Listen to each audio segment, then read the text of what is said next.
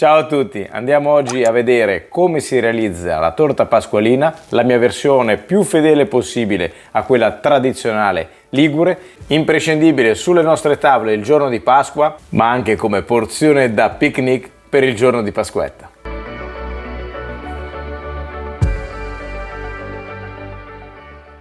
Gli ingredienti li vediamo man mano che realizziamo le varie fasi e li trovate anche come sempre nella info box.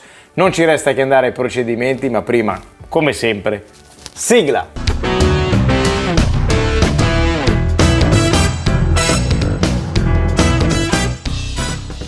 Per realizzarla andiamo a utilizzare 600 g di farina, il tipo 0. Mi raccomando, guardate anche le proteine che ci sono all'interno.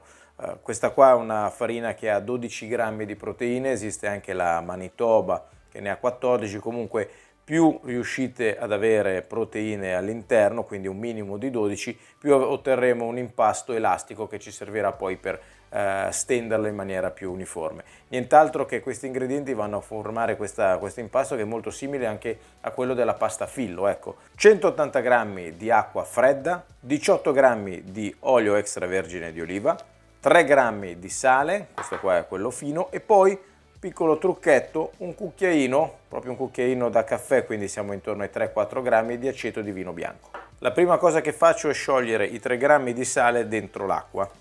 Mettiamo all'interno e andiamo a mescolare.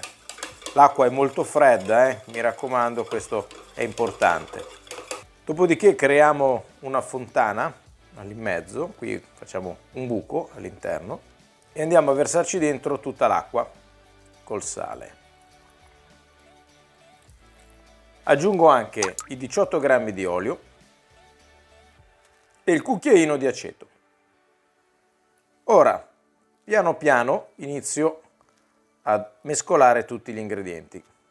Facciamo in modo che tutta la farina assorba l'acqua.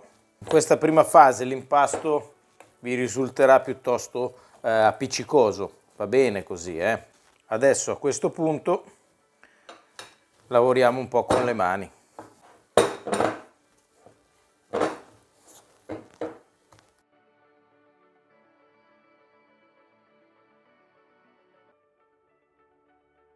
Vedete come risulta l'impasto?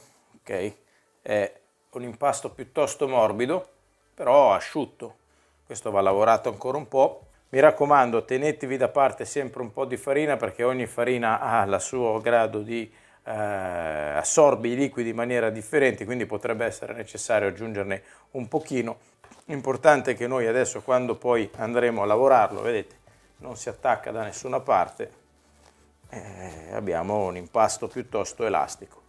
Ora, questo impasto qui lo mettiamo da parte, pellicola sopra, e lo lasciamo riposare così a temperatura ambiente per almeno una trentina di minuti. Intanto che l'impasto riposa e sviluppa la maglia glutinica, noi andiamo a lavorare le biete. Qua, come vedete, ho preso quelle liguri di due qualità, almeno vediamo un po' come viene questo mix. Li dobbiamo lavare e asciugare per bene. Ce ne occorrono 1 chilo, quindi armiamoci di pazienza e mettiamoci a lavare le nostre biete.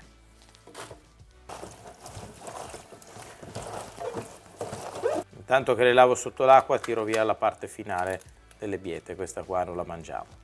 Essendo queste biete di campagna vanno pulite bene, io le tengo in ammollo, potete tenerle in ammollo anche 5 minuti, 10 minuti con un po' di bicarbonato, o se no, se avete la macchina per fare l'ozono come ce l'ho io, utilizzate la macchina per l'ozono che in 10 minuti vi toglie via tutte le impurità. Si accende la macchina, siamo già su 10 minuti, si inserisce dentro la pietrina e lui parte. Se siete interessati anche a capire come funziona, cosa fa questo macchinario, scrivetelo nei commenti. Eccoli qua, in 10 minuti sono belle che lavate, guardate il colore dell'acqua anche come è cambiato. Solo 10 minuti di trattamento.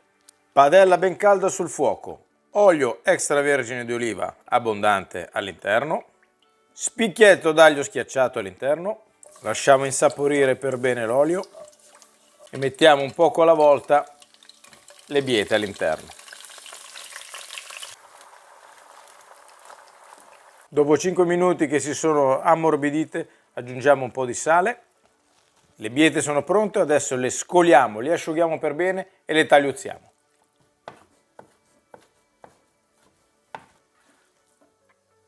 Ora ci dedichiamo all'impasto, quindi abbiamo qua le biete che abbiamo scolato, strizzato e asciugato bene e triturate. Ci occorrono 600 g di ricotta, io uso quella di pecora, anche questa tirata via tutta l'acqua scolata, e la inseriamo all'interno.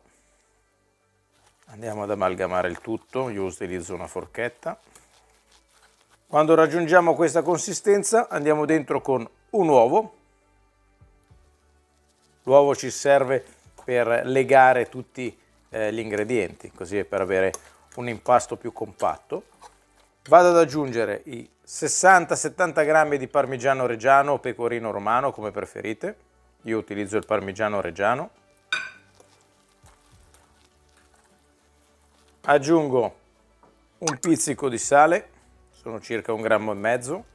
Pepe a piacere, quanto volete, io abbondo un po'. In ogni torta pasquale che si rispetti non può mancare la noce moscata.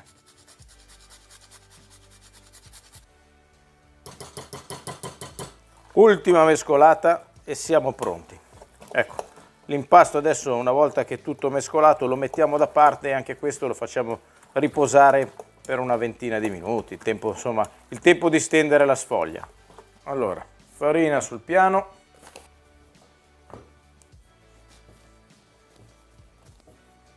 Lo vado a tagliare a metà.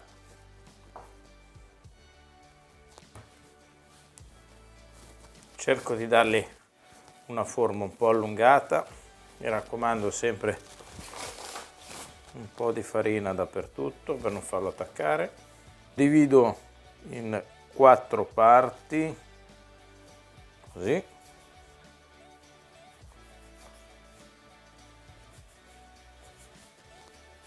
Ok, 4 palline.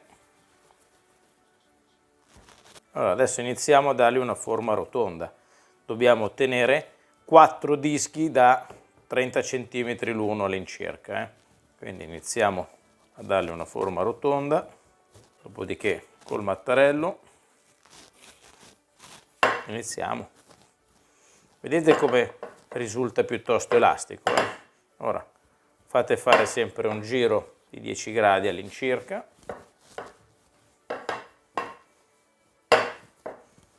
E stendete un po'.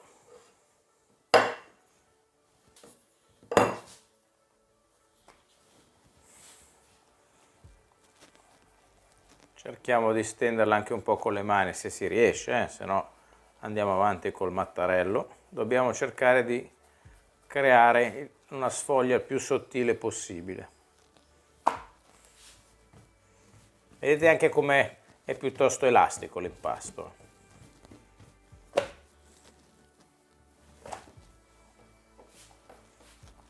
Vedete come risulta adesso il primo strato. Teglia, pennello, olio extravergine di oliva e vado a spalmare dappertutto l'olio all'interno. Allora qui io uso una teglia che siamo sui 20-25 cm all'incirca. Si può usare per le dosi che vi ho dato anche una teglia da 28, però a me piace che abbia un aspetto più alto, quindi questa qua è più idonea per quello che voglio ottenere, o meglio, vorrei ottenere. Vado a rivestire completamente il primo strato. Spennellata di olio extravergine di oliva anche all'interno. Qua ce ne va, perché è una torta che prevede che l'impasto sia una volta cotto piuttosto croccante, friabile, quindi l'olio qui è il motore per ottenere questo risultato. Ora, mettiamo da parte un attimo la teglia col primo strato e andiamo a fare il secondo strato. Come ho detto prima, facciamo 4 sfoglie. La tradizione prevedeva 33 sfoglie sottilissime sovrapposte una sull'altra. Noi qua non possiamo arrivare a questi livelli, quindi ci limitiamo a farne 4 o 5. C'è anche chi usa il 5, 7, quello che volete. Io direi che 4 è il numero che più o meno, visto che tutti i cuochi fanno, quindi mi fido molto di chi ha più esperienza di me. Se siete particolarmente bravi, questa operazione la potete fare anche con le mani. Io me ne guardo bene perché è talmente sottile alla fine che un attimo bucare l'impasto. Ora, senza far rompere niente, andiamo qui e facciamo il secondo strato con la pasta.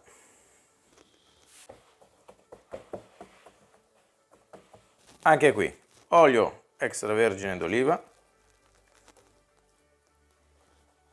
Andiamo a calare l'impasto.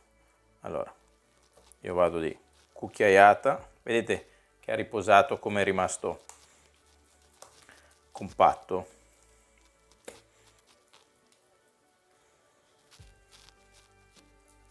Adesso andiamo a creare dei buchi, facciamo proprio dei buchi abbastanza profondi col cucchiaio. Ne faccio, adesso vediamo quelli che ci stanno perché non voglio abbondare ma non voglio neanche deficere.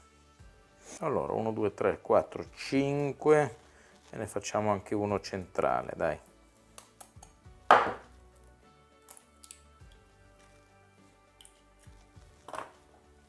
Allora mettiamo il primo al centro e invece adesso facciamo il metodo un pochino particolare, giusto per far vedere.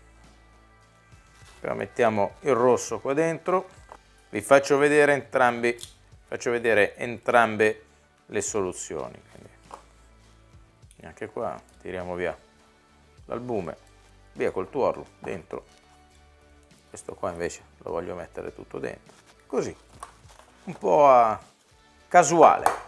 Ricopro tutto con l'albume dappertutto, così dà anche una compattezza a tutta la torta. Mettiamo da parte la torta.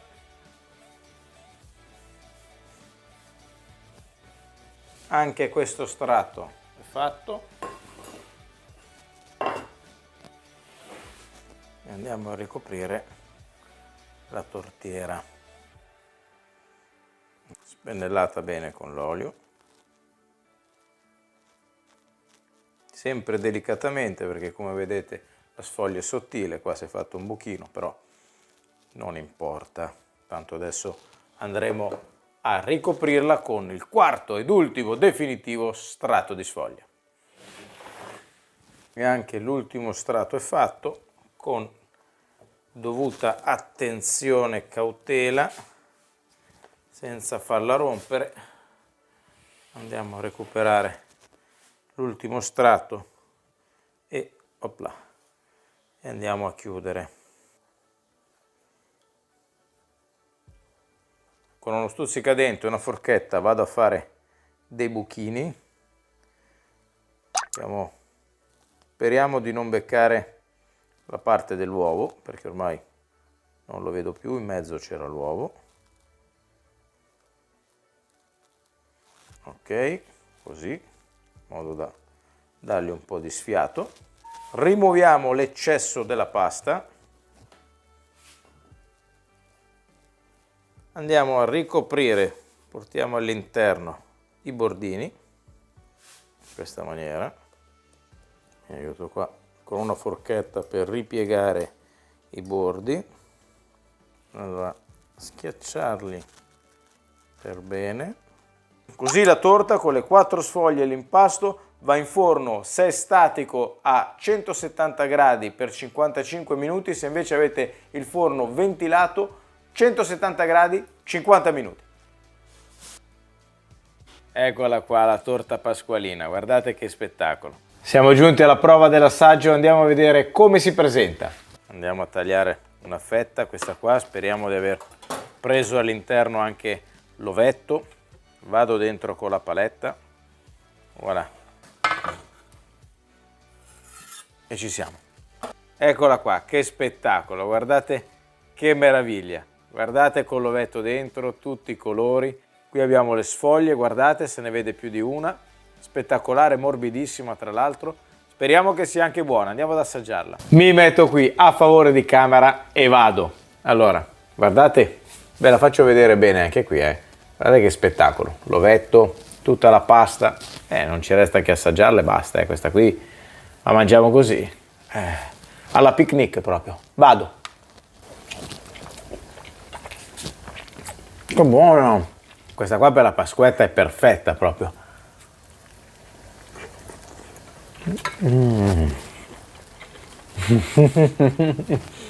Questa sfoglia qui un po' particolare risulta veramente straordinario, sottilissima.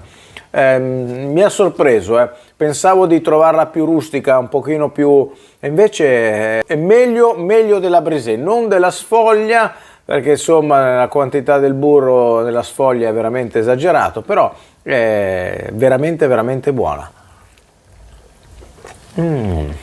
Usare le biete invece che gli spinaci dà un sapore che completamente, guarda, è spettacolare, è davvero buono. Poi io personalmente utilizzo la ricotta di pecora perché dà quella sapidità in più e la preferisco. La ricetta originale prevede comunque quella vaccina, potete variare, però sinceramente per me con ricotta di pecora, biete e questo tipo di impasto che è un po' una pasta fillo un po' più spessa, l'abbinamento è perfetto, poi gli dà quella rusticità che serve proprio a questo dolce, insomma, se ci avete notato l'effetto sembra proprio una testa con tutte le corone di spine intorno, quindi ci vuole un po' di fantasia, ma diciamo che il senso è un po' questo.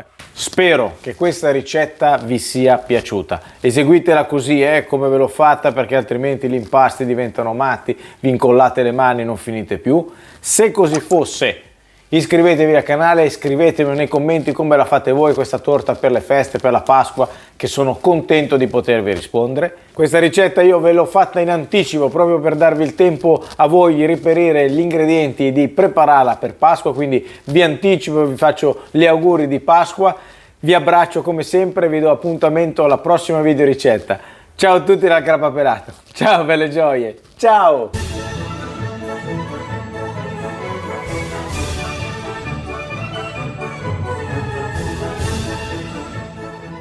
Altro che la Pasqua in anticipo, qua continuo ad andare avanti a mangiare fino alla Pasquetta.